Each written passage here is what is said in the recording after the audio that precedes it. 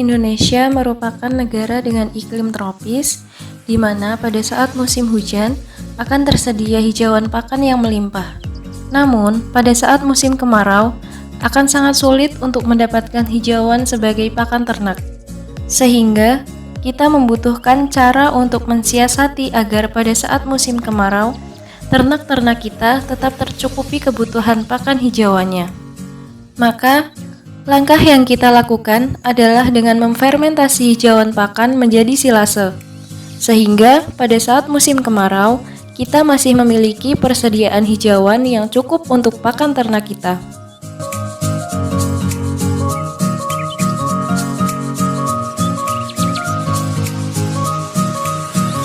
Silase merupakan salah satu teknik mengawetkan pakan dengan prinsip fermentasi.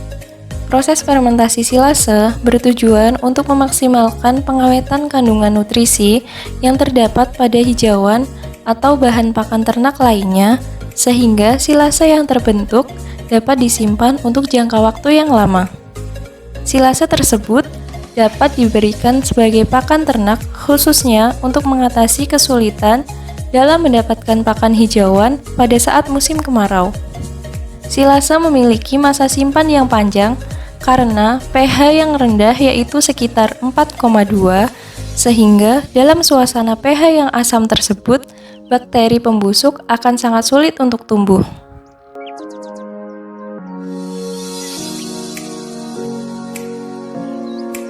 Tujuan pembuatan silase yang pertama, sebagai cadangan pakan ketika musim kemarau. Kemudian yang kedua, silase merupakan salah satu cara penyimpanan pakan agar tidak mudah rusak. Kemudian yang ketiga, memperpanjang masa simpan pakan. Yang keempat, mendayagunakan hasil samping produk pertanian, misalnya daun wortel. Kemudian yang kelima, mempertahankan kandungan nutrisi di dalam pakan.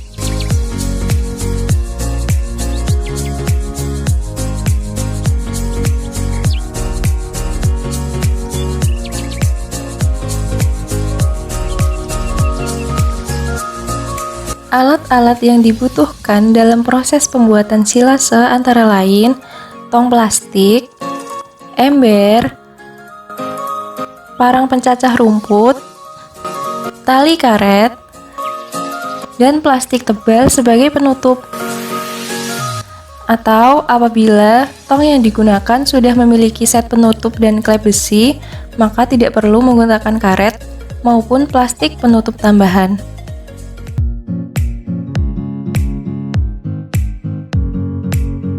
Bahan yang dibutuhkan dalam pembuatan silase antara lain, yang pertama, rumput yang sudah dilayukan minimal selama 24 jam. Tujuan dilakukan pelayuan adalah untuk mengurangi kadar air pada rumput. Kadar air yang ideal untuk membuat silase adalah antara 65-70%. Apabila kadar air dalam rumput masih terlalu tinggi, maka silase yang dihasilkan akan cepat busuk karena mikrobia pembusuk mudah tumbuh pada kondisi kadar air yang tinggi. Nah, kali ini kami akan memakai rumput odot sebagai bahan utama pembuatan silase. Dalam hal ini, rumput odot dapat diganti menggunakan daun wortel. Bahan kedua yang dibutuhkan adalah molases. Nama lain dari molases adalah tetes tebu. Fungsi dari tetes tebu ini adalah sebagai penambah karbohidrat atau gula terlarut dalam mempercepat proses fermentasi. Bahan ketiga yang dibutuhkan adalah EM4. EM4 yaitu berfungsi sebagai starter atau mikrobia asam laktat untuk membantu proses fermentasi agar berjalan lebih cepat. Bahan yang keempat yaitu bekatul atau dedak padi yang berfungsi untuk membantu mengkondisikan keadaan menjadi anaerob dan juga menjadi sumber energi di dalam pakan. Bahan terakhir yang dibutuhkan adalah air bersih secukupnya. Perbandingan bahan yang dapat digunakan yaitu misalnya untuk 30 kg rumput menggunakan dedak padi atau bekatul sebanyak 10% dari berat rumput, molases sebanyak 500 ml, dan EM4 sebanyak 20 ml atau sekitar 2 tutup botol.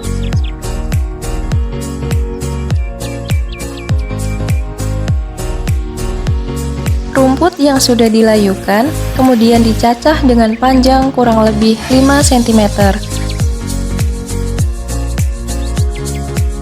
Kemudian taburkan bekatul atau dedak padi pada rumput yang telah dicacah.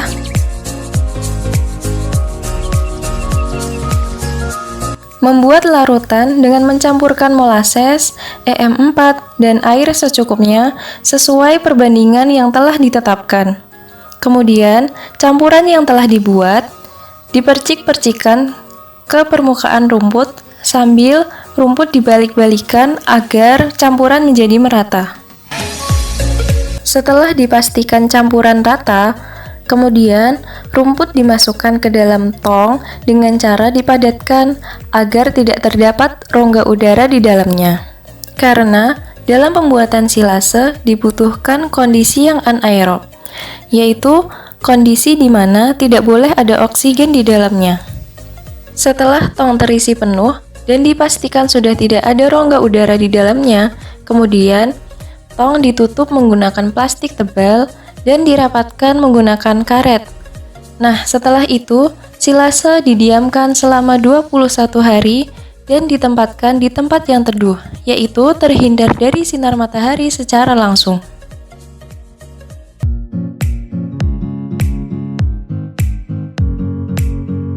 Silase yang baik memiliki ciri-ciri antara lain warna rumput tidak banyak berubah, yaitu cenderung sama apabila dibandingkan pada saat awal sebelum pembuatan silase.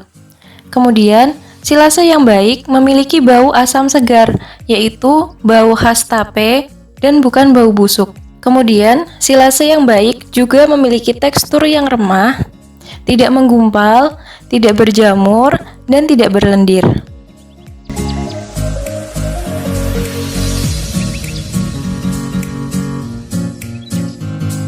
Kegagalan dalam pembuatan silase dapat disebabkan oleh beberapa faktor, antara lain proses pembuatan silase yang salah, terjadi kebocoran pada silo sehingga tidak tercapai suasana yang anaerob, tidak tersedianya karbohidrat terlarut, kadar air awal yang terlalu tinggi sehingga hasil silase menjadi terlalu basah, dan memicu pertumbuhan mikroorganisme pembusuk yang tidak diharapkan.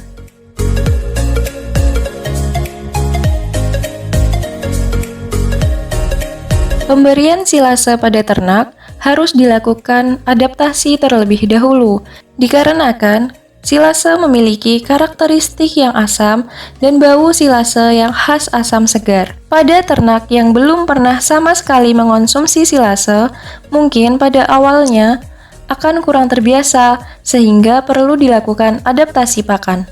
Caranya yaitu dengan memberikan pakan silase secara bertahap, dengan cara mencampur silase dengan pakan ternak yang biasanya diberikan. Pada tahap awal, persentase banyaknya silase harus lebih kecil, misalnya 25% silase dan 75% pakan biasa. Nah, setelah ternak sudah mulai terbiasa, maka persentasenya dapat dinaikkan misalnya 50% silase dan 50% pakan biasa.